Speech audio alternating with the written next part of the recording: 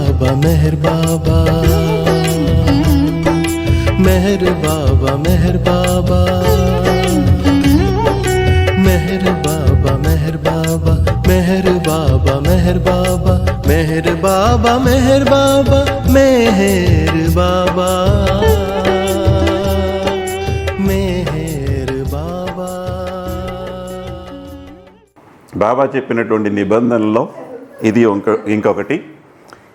ఇలాంటి బాబా చెప్పిన విషయాల్ని కూలంకషంగా అర్థం చేసుకోవటం ద్వారా మనకి జీవితంలో ఎంతో యాంగ్జైటీని తగ్గించుకోవచ్చు, పీస్ఫుల్గా జీవించవచ్చు. ఇంపెర్ఫెక్షన్స్ అనేవి అందరిలోనూ ఉంటాయి, మనలో కూడా ఉన్నాయి. కనుక ఆ ఇంపెర్ఫెక్షన్స్ తోటి ముందుకు వెళ్ళటం ఎలా, సర్దుబాటు చేసుకోవటం ఎలా, అందులోనే ఆనందం దక్కుతుంది. కానీ ప్రతి దాన్ని విమర్శిస్తూ నేనే రైటు నువ్వు తప్పు అనేటటువంటి ధోరణిలో మనం ఉంటే అది కేవలం వైవాహిక జీవితంలో మాత్రమే కాదు, అన్ని రకాల మానవ సంబంధాల్లో కూడా మనకి అశాంతిని ఇస్తుంది. Unless we have this kind of art of rightful adjustment, we continue to find unhappiness not only in the marital life but in all human relations. In all human relations. ఇది చెప్తూ బాబా ఏమంటారంటే, ఇటువంటి ప్రేమ, ఎదుటి వాళ్ళ మీద ప్రేమ భావంతో ఉండటం అనేటటువంటిది చాలా అరుదైన విషయము. ఇది చాలా అరుదైనటువంటి విషయము. Baba said, such a love on others is very very rare. A love where you adjust with people whom you don't like. You adjust with people whom you don't appreciate. That kind of adjustable manner, love with that kind of adjustment is very very rare. Now what?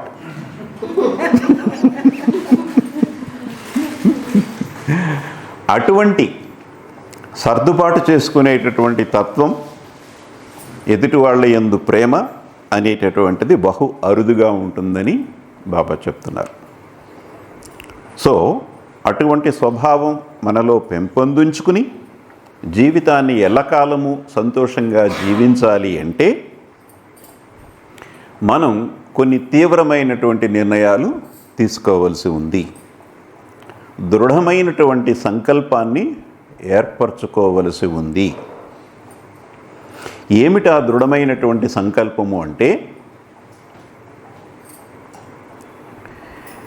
ఇటువంటి ప్రేమ స్వభావం కానీ ఇటువంటి సర్దుబాటుతనం కానీ నాకు లేదు కనుక, జీవితంలో అనేక ఇబ్బందులు నేను పడుతున్నాను కనుక, అనేక బాధలు నేను అనుభవిస్తున్నాను కనుక, ఈ బాధల నుంచి బయటపడి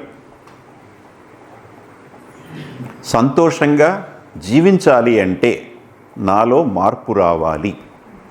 ఎలాంటి మార్పు రావాలి అంటే, నాలో ఉన్నటువంటి స్వార్థపరత్వానికి బాయ్ బాయ్ చెప్పి తీరాలి. నేను స్వార్థపరత్వాన్ని అలాగే దాచుకుంటాను, నేను మారను, కానీ అందరూ మారాలి, అందరూ మారటం ద్వారా నాకు ఆనందం కలగాలి అనుకుంటే అంతకన్నా తెలివి తక్కువతనం ఇంకా ఏమీ లేదు. మనం ఎవ్వరినీ మార్చలేం.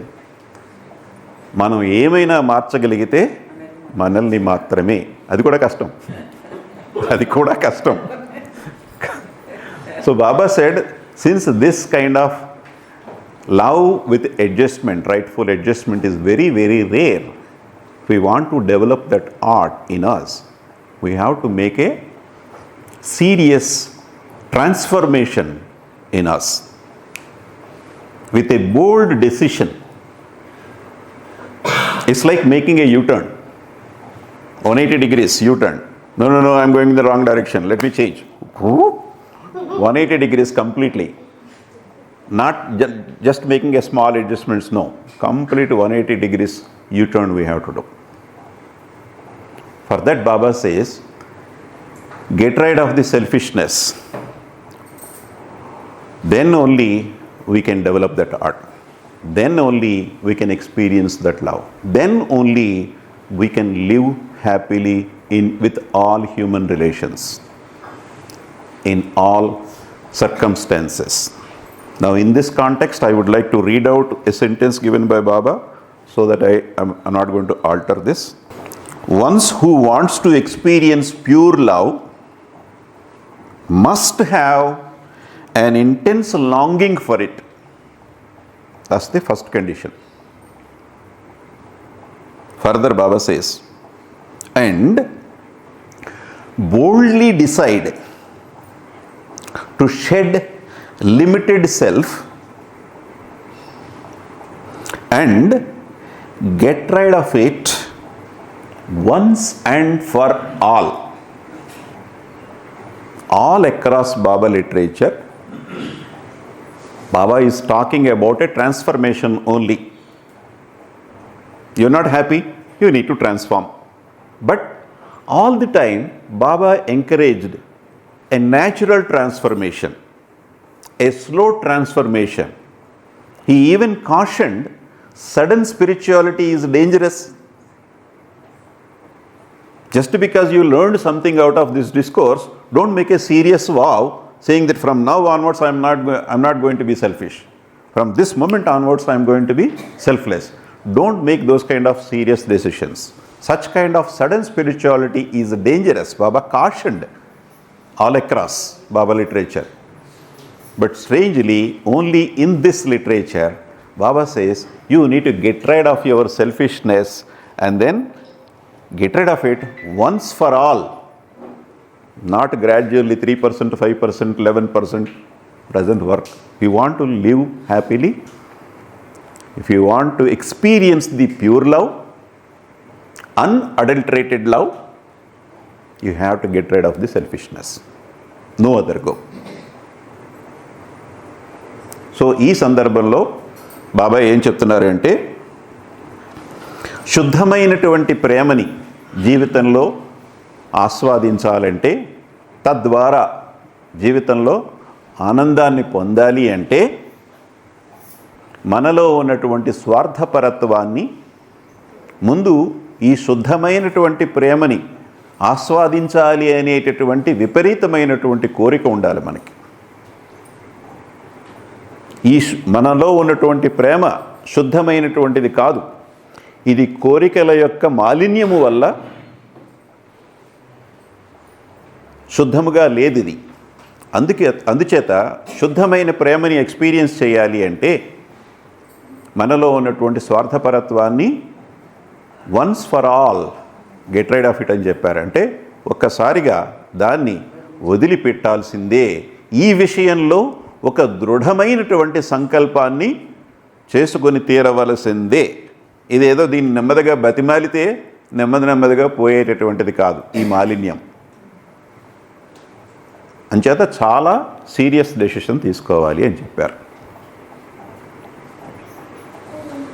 ఓకే, దృఢమైనటువంటి సంకల్పమే తీసుకున్నాం అనుకుందాం.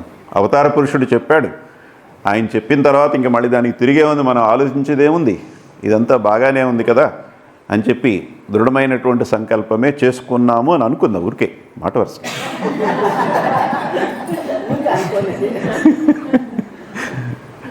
అనుకుంటే సరిపోదు కదా.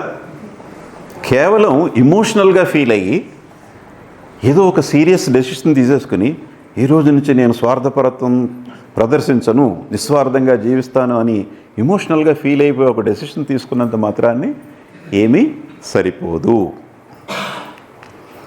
దాన్ని ఆచరణలో పెట్టడానికి ప్రయత్నించాలి.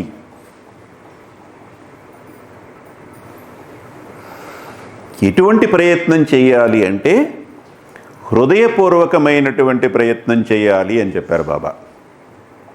ప్రయత్నం చేయటం అంటే మరి బాబా చెప్పారు కదండి, ట్రై చేసామండి, ట్రై చేసాం కానీ వర్కౌట్ అవ్వట్లేదండి మాకు, మరి కుదరదు.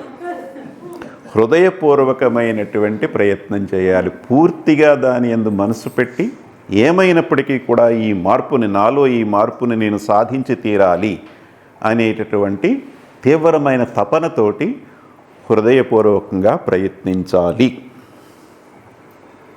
ఒక ఉదాహరణ, ఈ రోజు నుంచి నేను లంచాలు తీసుకోను, ఎవరికి లంచం ఇవ్వను అనే ఒక్క విషయం పెట్టుకున్నాం అనుకోండి. మొత్తం పూర్తి నిస్వార్థత్వం అంతా వదిలేసేయండి. ఒక్క విషయంలో మాత్రం ఈ రోజు నుంచి నేను లంచాలు తీసుకోను, ఎవరికి లంచాలు ఇవ్వను.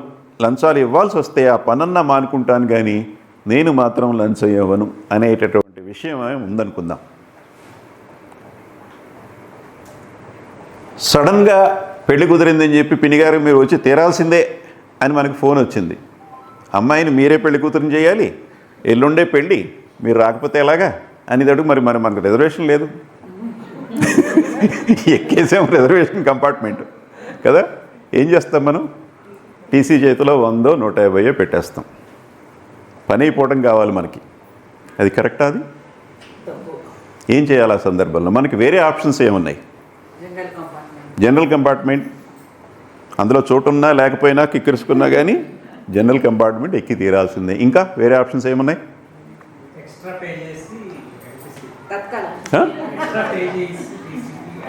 తత్కాల టైం కూడా అయిపోయింది. తత్కాల్లో అన్నీ బుక్ అయిపోయినాయి. That's a different matter. భర్తలుంటే డబ్బులు కట్టి పెనాల్టీ కట్టుకుని కూర్చోవటం అది వేరే విషయం. లేవు, దేర్ యు గో. ట్యాక్సీ కట్టించుకోండి, బస్సు బుక్ చేసుకోండి, ఫ్లైట్ బుక్ చేసుకోండి. ఎన్నో ఆప్షన్స్ ఉన్నాయి కదా. అసలు ఏ ఆప్షను లేనట్టుగా బిహేవ్ చేస్తాం మనం. టీసీ దగ్గరికి వెళ్ళిపోయి వాడు ఇటు వెళ్తే ఇటు, ఇటు వెళ్తే ఇటు, వాడు చుట్టూ తిరుగుతాం. గుడి చుట్టూ కూడా అంతలా తిరగం మనం, టీసీ చుట్టూ తిరుగుతుంటాం. వాడేమో ఈగలను తోలుకున్నట్టుగా విసుక్కుంటూ తిరుగుతుంటాడు. వాడు వెనకాల మనం తిరుగుతూ డబ్బులు పట్టుకుని తీసుకొని అయినా డబ్బులు రెడీగా ఉన్నాయని చెప్పి సార్ సార్ సార్ సార్ అని దాన్ని నలుపుతుంటాం, ఆ టికెట్ని డబ్బుల్ని కదా. సో ఈ నిర్ణయం తీసుకుంటే కనుక ఫస్ట్ ఆఫ్ ఆల్ మనం రిజర్వేషన్ లేకుండా రిజర్వేషన్ కంపార్ట్మెంట్ ఎక్కకూడదు. పిన్ని గారు రండి అంటే అమ్మ ట్రై చేస్తాను నేను రావడానికి. ఇప్పుడు సడన్గా రిజర్వేషన్ దొరకదు కదా, మరి బస్ టికెట్లు, ఫ్లైట్ టికెట్లు అవి ఉన్నాయో లేవో అవన్నీ చూసుకుని వీలైతే వస్తాను అనంటే కానీ కమిట్మెంట్ అయిపోకండి. మీరే వచ్చి పెళ్లి కూతురుని చేయాలనగానే మనం ఎంత ఉబ్బిపోయి జనరల్ కంపార్ట్మెంట్లో ఎక్కాలి. అదొక ఆప్షన్.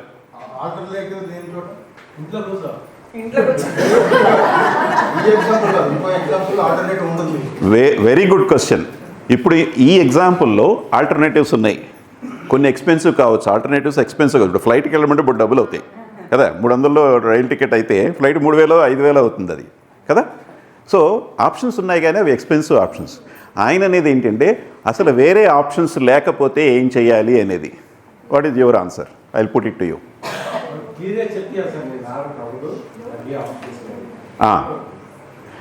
వీలైతేనే వస్తానని చెప్తే సరిపోతుంది. అది ఒక ఆప్షన్.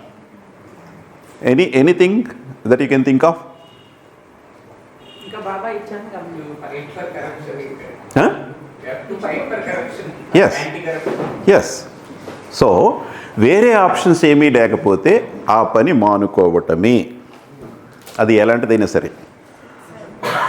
లేకపోతే 2 రోజుల్లో పిలిచి ఏమండి ఇక్కడ మేము తెలుగు సభలు కండక్ట్ చేస్తున్నాము, మీరు తెలుగులో చాలా కృషి చేశారు, మీకు గండపెండేరం పెట్టి మీకు సన్మానం చేద్దామని నిర్ణయించారు, అది అనుకోకుండా నిన్నే జరిగింది ఆ నిర్ణయం, మీరు తప్పనిసరిగా రావాలి, మీకు సన్మానం చేసుకుని మీకు గండపెండేరం పెడతామని అంటే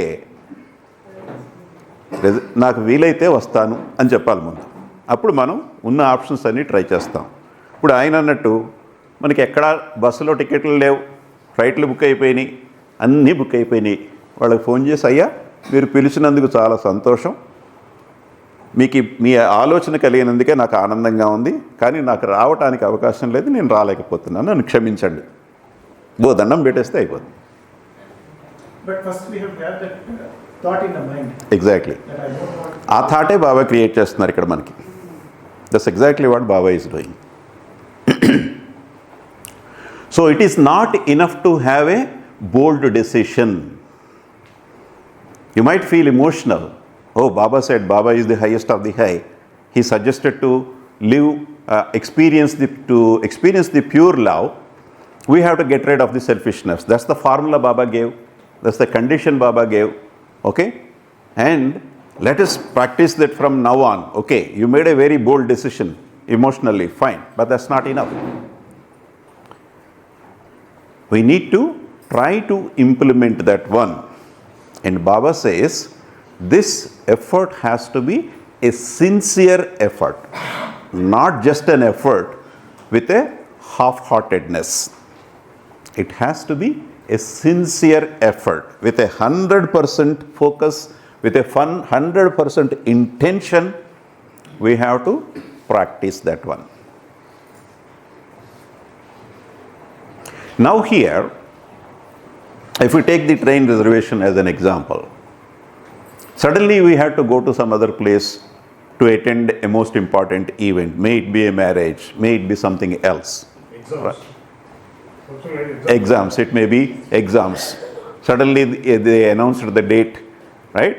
And you have to go and catch that date. Generally, most of the people we see is they get into the reserved compartment without reservation and they run after the TC. We see people going after the TC. If the TC is going this side, 3 or 4 people will be following him. If the TC comes this side, again we see a group of people consistently following the TC, right? So they are all looking for comfort. So, if there is a berth, you pay the penalty to the TC, make sure TC gives you the receipt, demand the receipt. If you are giving the bribe, you won't demand the receipt, correct? So, 150 rupees you gave extra to the TC, that's a bribe. Can we demand the receipt? When we don't demand the receipt, where that money will go? Pocket. Whose pocket? TC's pocket. It does not go to the railways.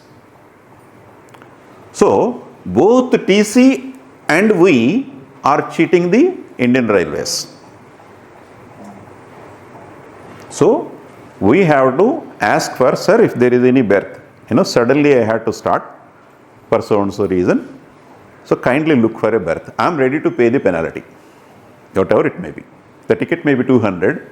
With the penalty, it may be 1800. I am ready to pay for that. Because my situation is like that. It is important for me to go. And at the same time, it is also not important for me to save the money. Why pay 1600 more? We can just give 150 to the TC, right?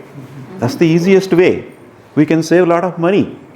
We want to save our opportunity to go there. At the same time, we want to save our money also. And then dump the Indian Railways in the trash. That's what most of the people are doing. So be ready to pay, even if it is highly expensive, and demand the receipt also, so that the money goes to the railways. That is one way. Or, if the berths are not available, be ready to get off in the next station and then get into the general compartment. You can try in the reserved compartment. Trying is nothing wrong. You tried sincerely, ready to pay the penalty, but berth is not there. What can you do? Your next option is to get off the compartment and get into the general, or get off and then catch a bus from there, or see if a flight is available, or book a taxi, which may be even more expensive than 1800. Maybe the taxi might demand 3000 for a 200 rupees ticket. Pay it. Because it is an important thing for you to go. Don't hold on to the money. When it is necessary, you have to spend and live a rightful life. And our brother asked one question. So here you have options, so taxi, flight, bus, so many options are there, fine. But what if in a particular scenario, you don't have any option? In such case, we have to forgive the opportunity, whatever it may be, whatever it may be. By all means, we should not live a selfish life. by all means. I have decided and vowed myself to live a rightful life. I am ready to lose anything, but not my values, not my spiritual values. That is the sincere effort. That is the sincere effort. ఈ విధంగా హృదయపూర్వకమైనటువంటి ప్రయత్నం చేసినప్పుడు, ప్రయత్నించినప్పుడల్లా కూడా మనం success కాలేం. ఒక్కొక్కసారి fail అవుతాం మనం. అది మనలో ఉన్న బలహీనత వల్ల కావచ్చు, అవకాశాలు లేకపోవడం వల్ల కావచ్చు, ఒక్కొక్కసారి ఫెయిల్ అవుతాం. ప్రయత్నించిన ప్రతిసారి నీతిగా నిజాయితీగా జీవించడం అనేది మొదటిలో కుదరదు. ప్రారంభంలో మనం ఈ దృఢమైనటువంటి సంకల్పాన్ని తీసుకున్న కొత్తలో మనం ఇప్పుడు ఎక్స్పెరిమెంట్స్ చేస్తున్నాం. Experiments with truth. గాంధీ చేసినట్లుగా సత్యంతో మనం ఇప్పుడు ప్రయోగాత్మకంగా జీవించడానికి సిద్ధపడుతున్నాం. ఈ ప్రయోగాలలో ఒక్కొక్కసారి మనం సక్సెస్ఫుల్ కావచ్చు నిజాయితీగా జీవించడానికి, ఒక్కొక్కసారి ఫెయిల్ అవ్వటం కూడా జరుగుతుంది. ప్రయత్నించినంత మాత్రాన్ని 100% నిజాయితీ అనేది ప్రారంభంలోనే రాదు కదా. మరి అలా ఫెయిల్ అయినప్పుడు ఏం చేయాలి? అయ్యో ట్రై చేసామండి, సిన్సియర్గానే ట్రై చేసామండి బాబా చెప్పినట్టు, కానీ కుదరలేదండి, ఇంకా తప్పనిసరి అవి నడులు లాగేస్తుంది, నిలబడలేక టీసీకి డబ్బులు ఇచ్చేసానండి. తప్పేం లేదు, ఓకే, ఇట్స్ ఓకే. 100% పెర్ఫెక్షన్ అనేది మొదట్లోనే మనకి రాదు. Effort should be 100% sincere. ఆ విధంగా ఎప్పుడైనా మనం నిస్వార్థంగా జీవించటానికి, నిజాయితీగా జీవించటానికి ఎప్పుడైనా అవరోధాలు వచ్చి ఓడిపోతే, ప్రయత్నించాం కానండి బాబా చెప్పినట్టు జీవించడం కుదరటం లేదండి అని మొత్తానికి దాన్ని వదిలిపెట్టేయకుండా, ఏమండి బాబా మీద తప్పులేసి అన్నీ ఇలాంటి మాటలే చెప్తాడు ఈయన అని చెప్పి ఆయన మీద తప్పులేసి ఆయన్ని బ్లేమ్ చేసి పూర్తిగా దాన్ని వదిలిపెట్టేయకుండా, ఒకసారి మనం ఓడిపోయినప్పటికీ కూడా ఆ దృక్పథాన్ని మాత్రం, దాని నుంచి మాత్రం మనం ఓడిపోకూడదు. ప్రయత్నంలో ఓడిపోయాం, సంకల్పంలో మాత్రం ఓడిపోకూడదు. మనలో అదే సంకల్పం ఉండాలి. ఒకసారి ఓడిపోయినా ఇంకొకసారి అవకాశం వచ్చినప్పుడు మళ్ళీ నిజాయితీగా నిస్వార్థంగా జీవించడానికి మళ్ళీ హృదయపూర్వకంగా ప్రయత్నించాలి. ఆ ప్రయత్నంలో మనకి ఎలాంటి కష్టం వచ్చినా, ఆర్థిక నష్టం వచ్చినా దాన్ని అంగీకరించడానికి సిద్ధంగా ఉండాలి. మన సేవింగ్స్ అకౌంట్స్ ఉన్నాయి కదా మనందరికీ. సేవింగ్స్ అకౌంట్స్లో ఉన్న డబ్బులన్నీ ఎందుకండి అవి? ఆ మూట వేసేస్తాం, అందులో వన్ డైరెక్షన్ అది, అందులో డబ్బులు వేసుకోవడానికైనా మనకి తీయం. ఆ డబ్బులు అలా ఉండగానే మనం చచ్చిపోతాం. అందులో వేసిన డబ్బులు మనం వాడుకోం, వేయటమే తెలుసు మనకి, తీయడానికి మనసు ఒప్పదు. ఇటువంటి సందర్భాల్లో ఆ సేవింగ్స్ అకౌంట్స్లో డబ్బులు తీసి ఖర్చు పెట్టుకోవాలి. 200 ఈ టికెట్ దగ్గర 3000 అయినప్పటికీ కూడా సంతోషంగా, ఎలాంటి మనసులో ఎలాంటి బాధ లేకుండా ఖర్చు పెట్టుకోవాలి. అందుకోసమే కదా మనకి సేవింగ్స్ అకౌంట్స్ ఉన్నది. To save us from the selfishness, to save us from these kind of situations. Somebody said something? Ever under? We get interest also. We get we are not only interested in the capital we saved in the savings bank, but we are interested in the interest of the bank amount kada. So it is important to save the values. It is important to save pure love. It's not that important to save the money. Whatever you saved, you use whenever it is needed. So when we fail to live a non-selfish life, when we fail to live an honest life, we should not get disheartened. Failures do happen in the beginning. All along, we have been living a selfish life. At every mode of life, we want to gain something at the cost of others. Is it not? We want to gain something at the cost of others. We go to the vegetable market, we bargain with that guy and try to squeeze as much as possible not to give our money to the vendor. Is it not? Even if we go to a fruit stall vendor on the cart, there also we bargain. And there is a British proverb, penny wise, pound foolish. You buy a flat, the builder says it is 1 crore 20 lakhs. You have to give me 20 lakhs cash, 1 crore on the check. Sir, you said 1 crore 20 lakhs, but I don't think I have that much cash. Can you give me a discount? Can I cut the deal at 1 crore? Sorry, sir, my boss won't agree. Sorry, sir. We never did that in our company. We are always fair prices, fixed prices, sir. 1 crore 20 lakhs, you are ready to pay, but not at the vegetable vendor. There we have to save at least 3 rupees. How much kg? 30 rupees. Can you make it for 27? 3 rupees we have to save there. That gives us happiness. But when we go to the builder, 1 crore 20 lakhs, 1 crore. Sir, yesterday you came, that was 1 crore 20. But now, today, the price has increased actually. The market rate has increased. It's 1 crore 40 lakhs, sir. I'm sorry, sir. You have to pay that much. We will pay. No bargaining there. That's why British has said, penny wise, pound foolish. At small things we want to squeeze. Big things we lose the money. No bargaining. So we have to get rid of that attitude and be sincere, whether it is small or big. Are we right? Are we non-selfish? Are we honest? Are we true ourselves? That is more important. So just because we failed in one instance, we should not get disheartened, and we have to hold on to the same bold decision that we made. One failure is okay, 2 failures is also okay, but third time try to win the situation. Try to live a truthful life in the third scenario and on. So how many steps we covered so far? What is the first step to make this transformation?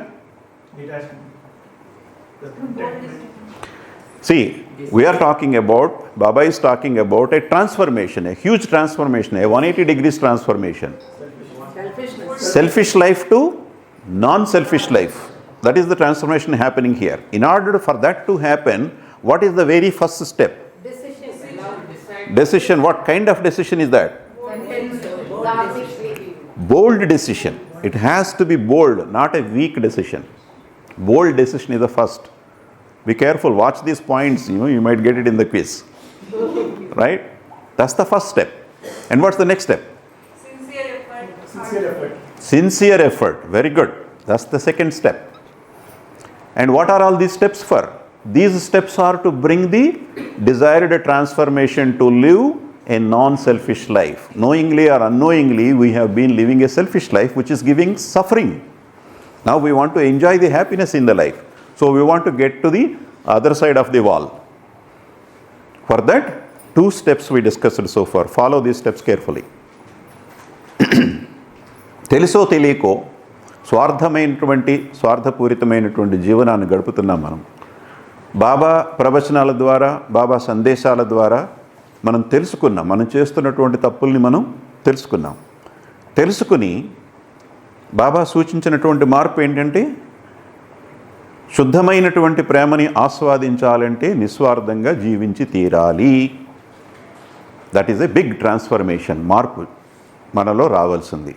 ఆ మార్పు అనేది అంత సులువుగా రాదది. ఆ మార్పు రావాలంటే దానికి దృఢమైనటువంటి సంకల్పం పునాది అని చెప్పారు. ఈ మార్పుని నేను నా జీవితంలో తెచ్చుకుని తీరతాను అని దృఢంగా మనం మనసులో సంకల్పించుకోవాలి. మనం దానికి సిద్ధపడాలి.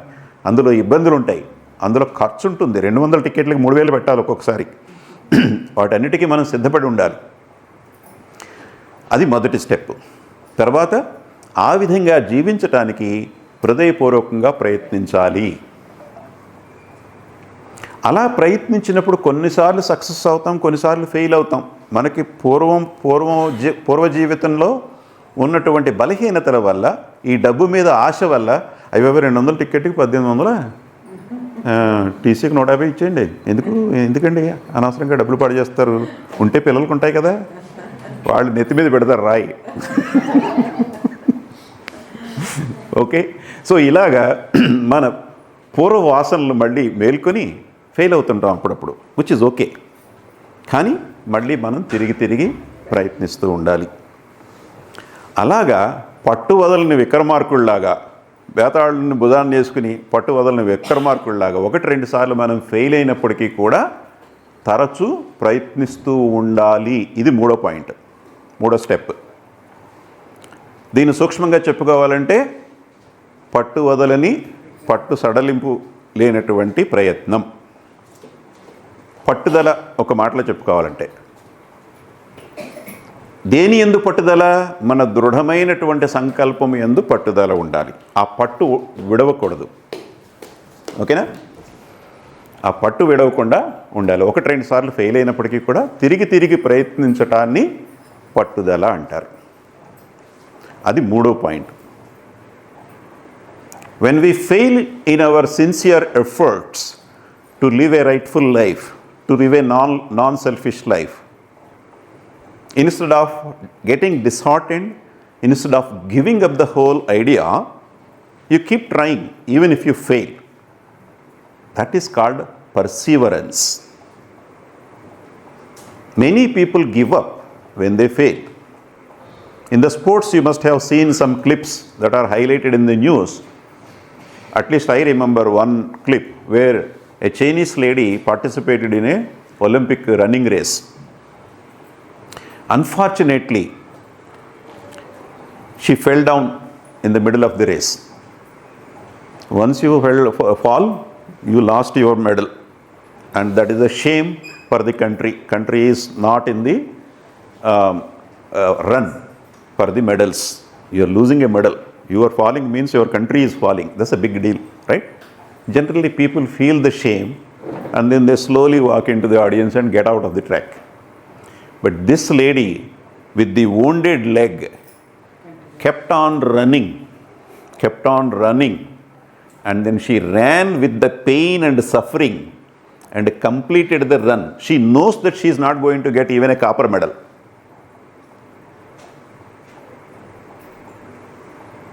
But she completed the race. What is the point? She did not carry the shame. She did not accept the failure. Despite the pain in the leg, she completed it and everybody gave a great applause. Which lady I said? China. Are we talking about good about China or bad about China now? See? Losing a medal means it's a shameful thing. They invested so much money, so much training, so much effort got into it, and now you fall in the middle of the race. It's a shame to the country. But now we are talking good about country. So she has transformed that into the other way. She gave a beautiful picture to their country, although they didn't get any medal. That is perseverance. Pattudala. In the same manner, whenever we fail, we should not lose our heart. Continue to live the same life, non-selfish life, honest life. In order to do this, in order to complete the race with the painful, hurtful leg, you need to have great patience to tolerate that suffering. That is the 4th step in this transformation. Great patience is the 4th step. See how methodically Baba is explaining things. Baba is not only suggesting the required transformation, but he is explaining the every fine detail of how our mind goes and how to manage our mind and stay focused on the goal. On the goal to live a non-selfish life. What are the various stages that we go through in this effort? And how to deal with those stages? Everything he is explaining. So ఈ విధంగా మనం ప్రయత్నించినప్పుడు విఫలమైనప్పుడు మనం నిరుత్సాహం పొందకుండా మళ్ళీ ప్రయత్నించి నిజాయితీగా నిస్వార్థంగా జీవించడానికి ప్రయత్నం చేసి తీరాల్సిందే.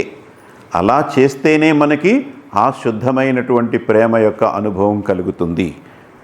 అటువంటి జీవనంలోనే మనకి ఆనందం అనేది దక్కుతుంది. ప్రపంచంలో అనేక మంది, అందరికీ ఆనందం కావాలి, కానీ చాలామందికి ఆనందం దక్కటల్లా.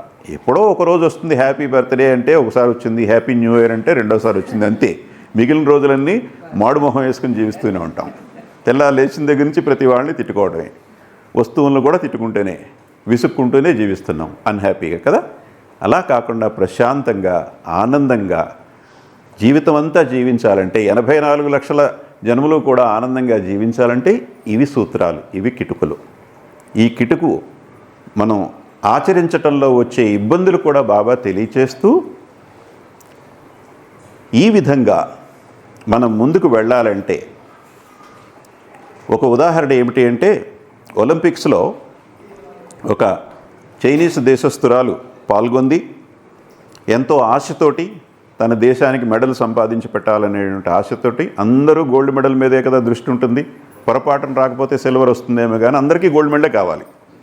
ఆ గోల్డ్ మెడల్ సంపాదిందామని ఈ చైనీస్ మహిళ కూడా పార్టిసిపేట్ చేసింది, ఎంతో ట్రైనింగ్ పొందింది, ఆ దేశం కూడా ఎంతో ఖర్చు పెట్టింది.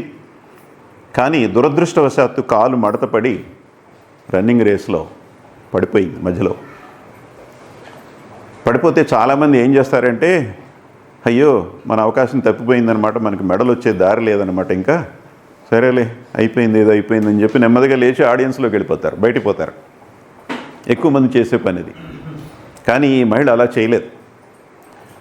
కాలు నొప్పి పెడుతున్నప్పటికీ కూడా ఆ కుంటు కాలుతోటి ఒంటి కాలు మీద అలా కుంటుకుంటూ పరిగెత్తుకుంటూ వెళ్ళి ఆ ముగింపు గీత ఎక్కడైతే ఉందో అక్కడ దాకా వెళ్ళి తన రేస్ని పూర్తి చేసేటప్పటికీ మొత్తం ఒలింపిక్ స్టేడియంలో ఉన్న వాళ్ళందరూ కూడా కరతాళ ధ్వనులతోటి ఆవిడలో ఉన్నటువంటి పట్టుదలని అభినందించారు, హర్షించారు. ఇప్పుడు ఆ పట్టుదల వల్ల తనకి కాపర్ మెడల్ కూడా రాదు, రాగి పథకం కూడా రాదు కదా. రాకపోయినప్పటికీ కూడా ఆ నెగిటివ్ సినారియోని పాజిటివ్ సినారియోగా మార్చేసింది ఆవిడ తనలో ఉన్న పట్టుదల ద్వారా. అలా మార్చటానికి కాలు ఎంత నొప్పి పెడుతున్నప్పటికీ కూడా ఆ నొప్పిని సహించింది ఆవిడ. అందుచేతే ఈరోజు మనకి శత్రుదేశం అయినప్పటికీ కూడా చైనా గురించి ఆవిడ ద్వారా ఈ సందర్భంలో మంచిగా మాట్లాడుకుంటున్నాం మనం.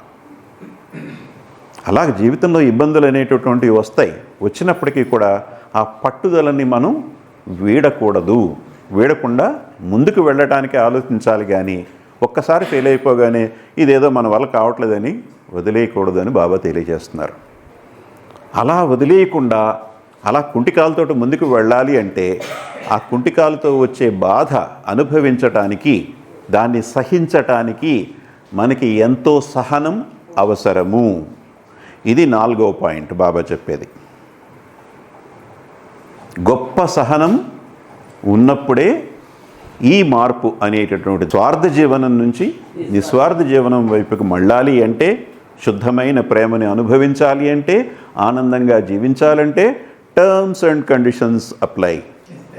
ఇవి కండిషన్స్ ఆఫ్ హ్యాపీనెస్. ఈ ప్రవచనం పేరేది, terms and conditions of happiness.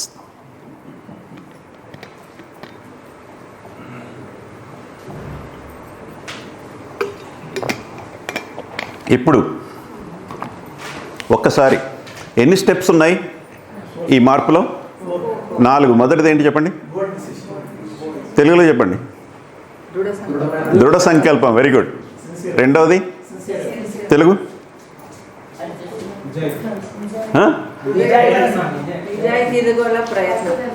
నిజాయితీ గల ప్రయత్నం, హృదయపూర్వక ప్రయత్నం. సిన్సియర్ ఎఫర్ట్ అని ఇంగ్లీష్లో ఉంది, దాన్ని హృదయపూర్వక ప్రయత్నం అని చెప్పుకుందాం తెలుగులో. ఓకేనా? That's number 2. What's the next step? పట్టుదల. 3వది పట్టుదల. 4వది గొప్ప సహనం. గొప్ప సహనం. ఇవి ఇంగ్లీష్లో What are the 4 steps? First step, bold decision is the foundation for transformation, right? And then what comes? You need to make a sincere effort. That is number 2. Perseverance is the 3rd one. Great patience is the 4th one. And these 4 steps are not only applicable to transform from a selfish life to non-selfish life, but you can apply this formula in your life, in any context, wherever you want to accomplish a big accomplishment. Big change. I will tell you one scenario. Nirmala ji is here. Raise your hand. Nirmala ji. చెయ్యి పైకి ఎత్తండి. ఈవిడ నిర్మల గారు ఒక రోజున వాళ్ళ మనవరాలు వచ్చింది. బాబా మీటింగ్స్కి ఎప్పుడు నేను చూడలేదు తను రావటం. ఇంతకుముందు వాళ్ళ అమ్మాయి వచ్చేవారు. ఒకసారి వాళ్ళ మనవరాలను కూడా తీసుకొచ్చారు. మీ మనవరాల పేరేంటండి? మనోజ్ఞ. తను వాళ్ళ మదర్ తీసుకొచ్చారు. రా వింది కానీ బాబాయ్ మంచి మాటలు వినొచ్చు ఇక్కడ అని చెప్పి తీసుకొచ్చారు. తీసుకొస్తే ఆ రోజు ఈ టాపికే చెప్పడం జరిగింది. అయితే అప్పుడు మనం చాలా సూక్ష్మంగా చెప్పుకున్నాం. అందులో ఈ 4 పాయింట్లు చెప్పాను. అయిపోయిన తర్వాత లంచ్ బ్రేక్లో తను నా దగ్గరికి వచ్చి ఏం చెప్పిందంటే, నేను సివిల్స్కి ప్రిపేర్ అవుతున్నాను, నేను తగునా కాదా అని లోపల ఎంతో మదన పడుతున్నాను. లాట్ ఆఫ్ సెల్ఫ్ డౌట్ ఉంది నా మీద. నాకు ఈరోజు వచ్చాను, నేను నాకు కావలసిన సమాధానం బాబా ఇచ్చారు అని చెప్పింది.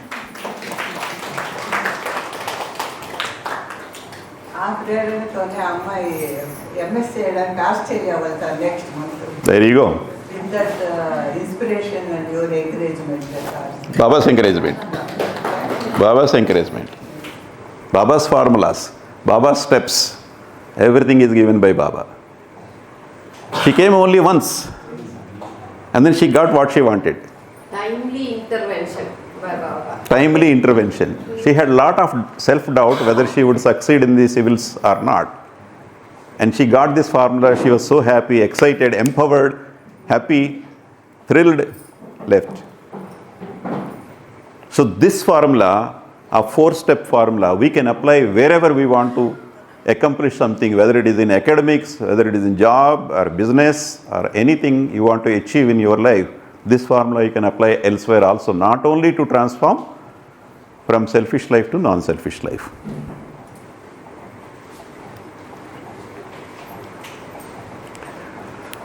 ఈ విధంగా జీవించినప్పుడు, నిస్వార్థ జీవనం వైపుకు మడినప్పుడు,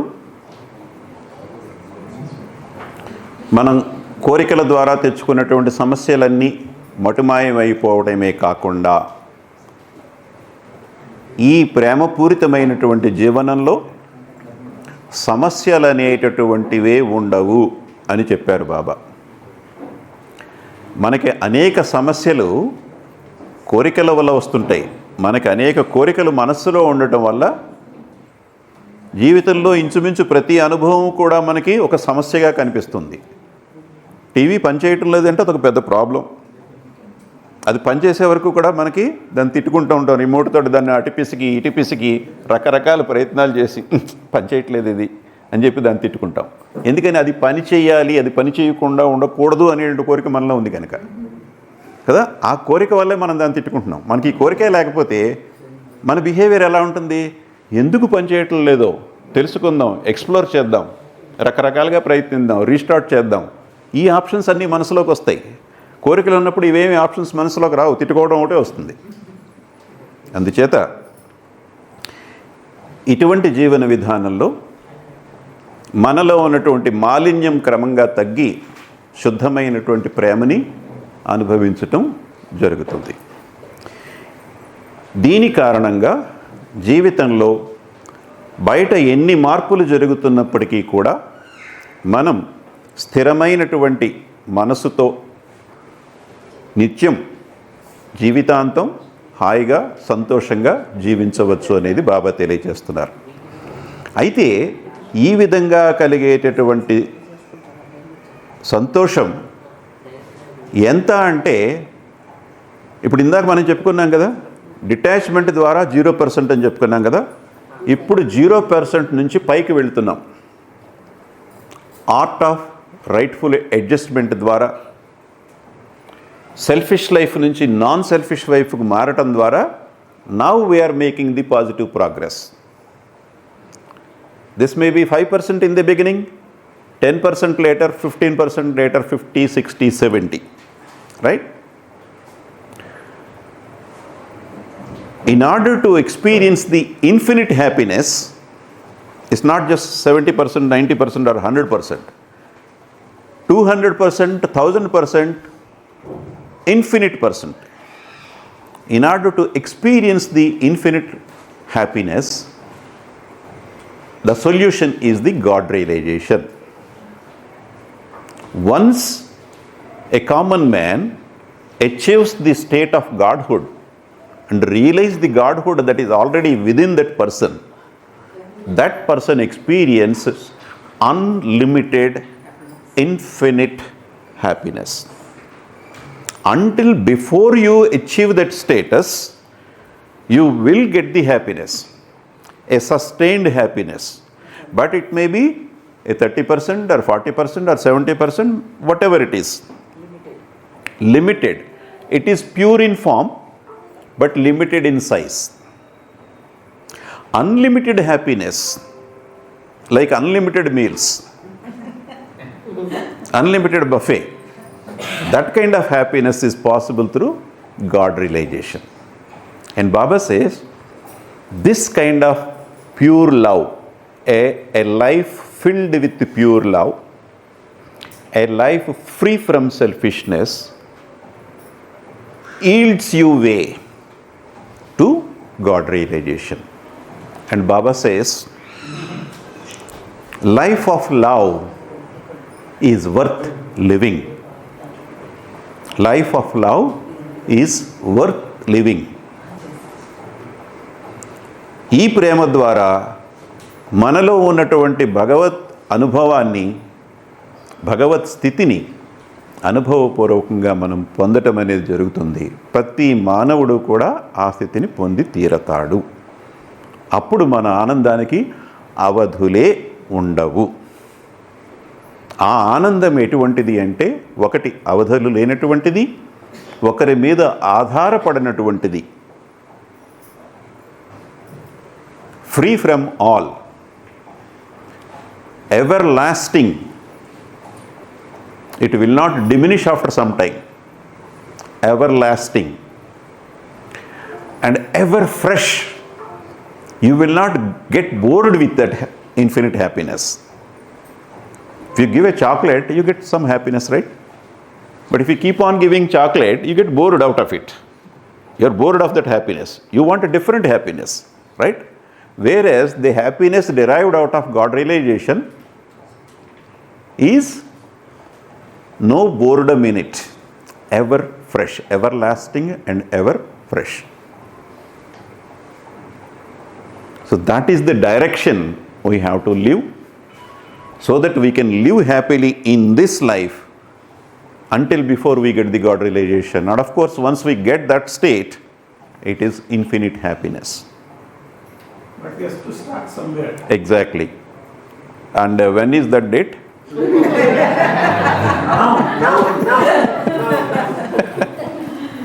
Bold decision.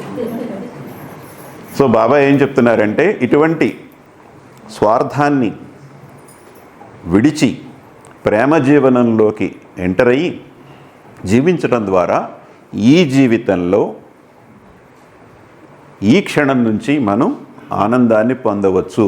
ఏదో హ్యాపీ బర్త్డేకి, హ్యాపీ న్యూ ఇయర్కి మాత్రమే కాకుండా నిత్యము ఆనందంగా ఉండవచ్చు. జరిగేవి జరుగుతూనే ఉంటాయి, బయట జరిగేవి జరుగుతూనే ఉంటాయి. క్రిటిసైజ్ చేసేవాళ్ళు క్రిటిసైజ్ చేస్తూనే ఉంటారు, తిట్టేవాళ్ళు తిడుతూనే ఉంటారు. మనం పట్టించుకోం.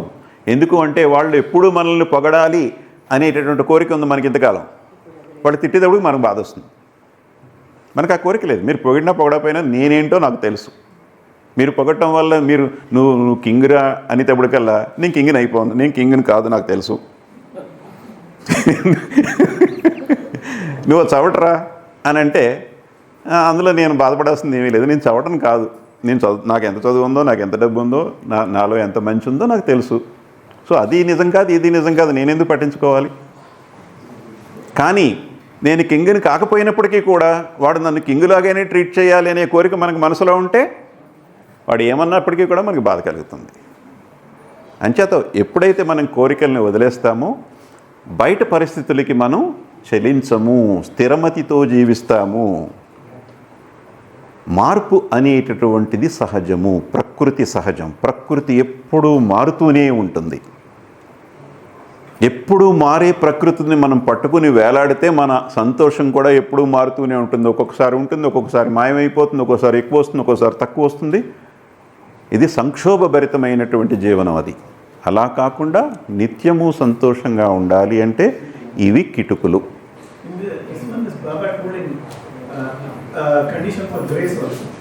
Conditions of yeah. సో ఇటువంటి ప్రేమ జీవనం ద్వారా మనలో ఉన్నటువంటి దైవత్వాన్ని అనుభవించడానికి గేట్లు తెరుచుకోబడతాయి.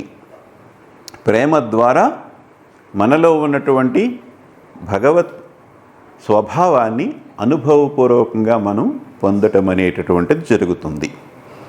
ఆ స్థితి పొందిన తర్వాత మనకి కలిగేటటువంటి ఆనందం అనంతము, నిత్యము. అదేదో కొంతకాలం ఉండి వెళ్ళిపోయేటటువంటిది కాదు. అలా అని చాక్లెట్లు 2-3 సార్లు తింటే మనకు బోరు కొడుతుంది, అందులో వచ్చే ఆనందం మనకి బోరు కొడుతుంది.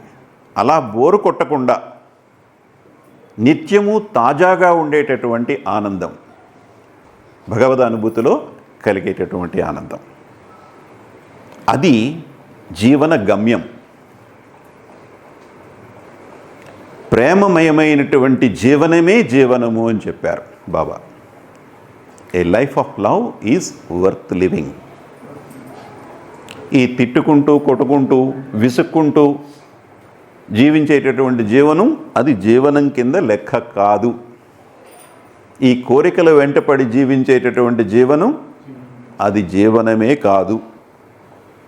అసలు జీవనము అంటే ఏమిటి అంటే నిస్వార్థ భావంతో, ప్రేమ భావంతో ఎదుటి వాళ్ళకి నేను ఏ విధంగా ఉపయోగపడగలను, ఎదుటి వాళ్ళకి నేనేమి ఇవ్వగలను అనేటటువంటి భావమే ప్రేమ భావం. గివింగ్ ఈజ్ లవింగ్ అని చెప్పారు బాబా. అందరినీ ప్రేమించాలా, మనకి చేతనైనంత వరకు ఎదుటి వాళ్ళకి ఏమి ఇవ్వగలనని ఆలోచించాలి. ఇవ్వటమే ప్రేమ అని చెప్పారు బాబా. ఈ భావనలతోటి మనం జీవించినప్పుడు ఈ జీవితాన్ని మనం ఎంతో ఆనందమయంగా మార్చుకోవచ్చు. స్వార్థపూరితంగా కూడా ఆనందం కలుగుతుంది మనకి.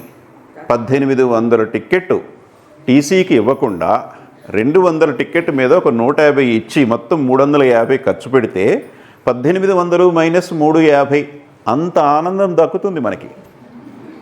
స్వార్థపూరితంగా కూడా ఆనందం దక్కుతుంది. కానీ దానివల్ల పరిణామాలు ఏ విధంగా ఉంటాయి అంటే దారుణమైనటువంటి పరిణామాలు ఉంటాయి. అవి ఒక్కొక్కసారి ఎంత భయంకరంగా మారుతాయి అంటే క్రూరత్వానికి కూడా దారితీస్తాయి అని చెప్పారు. Pursuit of selfish happiness leads to cruelty.